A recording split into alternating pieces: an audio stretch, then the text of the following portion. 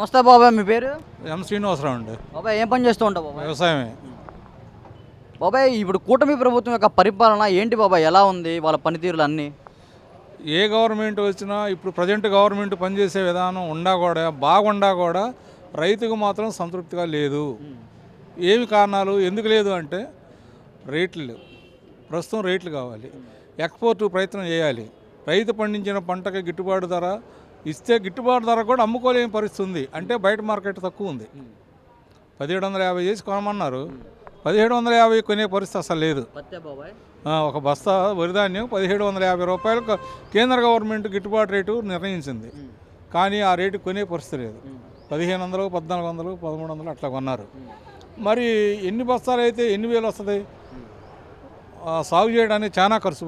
ఏ ప్రయాసం ఓడుస్తున్నాము, ప్రకృతి వైపరీత్యాలు ఓడ్చి పండించిన పంట గిట్టుబాటు ధర సాలక అసలు క్రాప్ బ్యాన్ అయ్యే పరిస్థితి ఉంది. క్రాపే బ్యాన్ అయ్యే పరిస్థితి ఉంది. నెక్స్ట్ జనరేషన్ లేదు ఇక్కడ. వాళ్ళు వేరే ఉద్యోగాలకైనా బయటకు అవుట్కి వెళ్ళిపోయారు. మరి వాళ్ళు అవుట్కి వెళ్ళిపోయి మా వయసు అయిపోతా మరి మేము వ్యవసాయం కంటిన్యూ చేయాలంటే ఇంకా దీని మీద శ్రద్ధ తీసుకొని ఎక్కువ రేటు కనుక వచ్చి ఎక్కువ ఆదాయం వస్తే ఎట్నా కట్టు ప్రయాస వచ్చి పనిచేసి పంటలు పండియగలుగుతాం. ఇప్పుడున్న కూటమి ప్రభుత్వంలో కూడా పంటకి గిట్టుబాటు ధర లేదంటారా? సాల్టర్లా ఇచ్చినా సాల్టర్ లేదు. ఒకవేళ ఇచ్చినా సాల్ట్ లేదు. ఇవాళ మిర్చి పరిస్థితి ఎట్లా ఉంది? మిర్చి పరిస్థితి ఎట్లా ఉంది? ఇది జగమెరిగిన సత్యం. 30,000, 25,000, 20,000 ఉన్న మార్కెట్ ఇవాళ 9,000, 10,000కి వచ్చింది. ఎట్లా క్రాప్ వేయాలి, ఎట్లా పండియాలి, ఏం చేయాలి? క్రాప్ వేస్తే లాస్ వచ్చేటండి. క్రాప్ వేస్తే లాభం వచ్చే పరిస్థితి ఉండాలి, కానీ లాస్ వస్తే ఎన్నా చేస్తాం. అందుకే వ్యవసాయం మూలన పడుతుంది. లేకపోతే లోగడకి ఇప్పటికి ఎంతో వ్యత్యాసం. జనరేషన్ పెరిగింది, వినియోగం పెరిగింది, కానీ రేట్ ఏది? బాబాయ్ గత ప్రభుత్వానికి ఈ ప్రభుత్వానికి ఉన్న వ్యత్యాసం ఏంటంటే ఏం చెప్తావు? ఆ ప్రభుత్వానికి ఈ ప్రభుత్వానికి తేడా ఏంటి? వ్యత్యాసం అంటే ప్రతి ఒక్కటే క్షుణ్ణంగా పరిశీలించి అభివృద్ధి దిశగానే ప్రయాణం చేస్తుంది గవర్నమెంట్. అభివృద్ధి దిశగానే ప్రయాణం చేస్తుంది. కానీ రైతు కాడికి వచ్చేవరకు ఇప్పుడు రోడ్లు ఉన్నాయి, ఏదో మొదలుపెట్టి వేస్తామండి, వేయకపోతే అట్టా 5 ఏళ్ల నుంచి కదిలీకుండా ఉన్నాడు అని వేస్తా ఉన్నారు. నిజమే, ఓకే, వేసిన వల్ల ఇన్ఫ్రాస్ట్రక్చర్ పెరిగిన వల్ల కొద్దిగా డెవలప్మెంట్ ఉంటుంది. కానీ రైతుకి డైరెక్ట్గా లాభం చేకూర్చేది తన వ్యవసాయం, తన భూమి, తన రాబడి రావాలి. భూమి మీద వచ్చినప్పుడు ఆటోమేటిక్గా వ్యవసాయం, అందరూ వ్యవసాయం అవుతాం.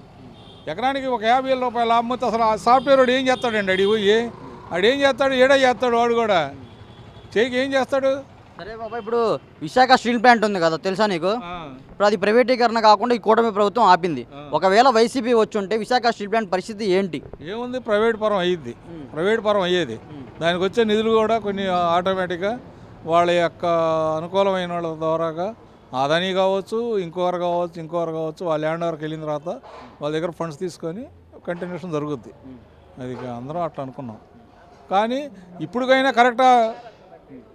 కరెక్ట్ నిర్వచనం లేదు. ఎందుకు ప్రైవేటీకరణ చేయకుండా ఆపుతున్నాను ఎప్పుడు ఇచ్చింది స్టేట్మెంట్? ఇప్పుడు ఇంకా పెండింగ్లోనే ఉంచాడు. కానీ నిధులు వస్తున్నాయి కదా బాబాయ్? నిధులు ఇస్తున్నాడు. మరి ఈ పాయింట్ ఎందుకని అంటలేదు? నిధులు ఇచ్చి నువ్వు డబ్బులు ఒక 11,000 కోట్లు ఇస్తున్నాడు. 11,000 కోట్లు ఇస్తే ఏం చేయవా? ఇది యాజిటీజ్గా కేంద్ర గవర్నమెంట్ ఆధీనంలోనే ఉంటుందని చెప్పు. నిధులు ఇస్తున్నారంటే దానికి అర్థం అదేగా బాబాయ్? దానికి అర్థం అదే. ఆ మాట అంటానికి అనకుండా ఉండటానికి మధ్య కొద్దిగా తేడా ఉంది. మరి గత ప్రభుత్వంలో నిధులు వచ్చినాయా? రాలా. మరి ఈ ప్రభుత్వంలో నిధులు వచ్చినాయి అంటే ఏంటి? నిధులు వచ్చినా కూడా నమ్మటానికి వీల్లేదు. No possible. ప్రైవేటీకరణ అవ్వడానికి ఎక్కువ ఛాన్స్ ఉంది ఇప్పుడు కూడా. ఎందుకంటే మనకు పైన నిధులు ఇచ్చే మనిషి కూడా ప్రైవేటీకరణకు అనుకూలమైన మనిషి.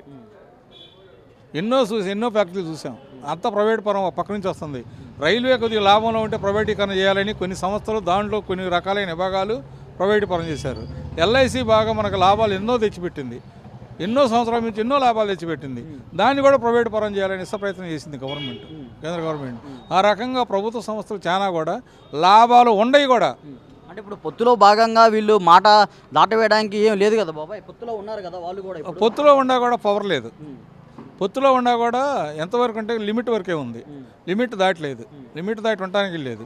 ఒక రాష్ట్రానికి ముఖ్యమంత్రి, అక్కడ మన అన్ని రాష్ట్రాలకు కలిపి ప్రధానమంత్రి, వాళ్ళకుండా పవర్ వీళ్ళకు ఉండదుగా.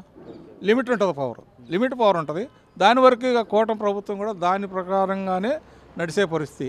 ఇంకంతకన్నా ఎక్కువ నడవడానికి నో పాసిబుల్. ఈ వీడియో నచ్చితే లైక్ చేయండి. అలాగే మా ఛానల్ ని ఫస్ట్ టైం కనుక చూస్తున్నట్టయితే ఇప్పుడే సబ్స్క్రైబ్ చేసుకుని పక్కనే ఉన్న గంట సింబల్ ని యాక్టివేట్ చేసుకోండి. అప్పుడే మేము పెట్టే ప్రతి వీడియో మీకు నోటిఫికేషన్ గా వస్తుంది. అలాగే ఈ వీడియో పూర్తిగా చూసినందుకు ధన్యవాదాలు.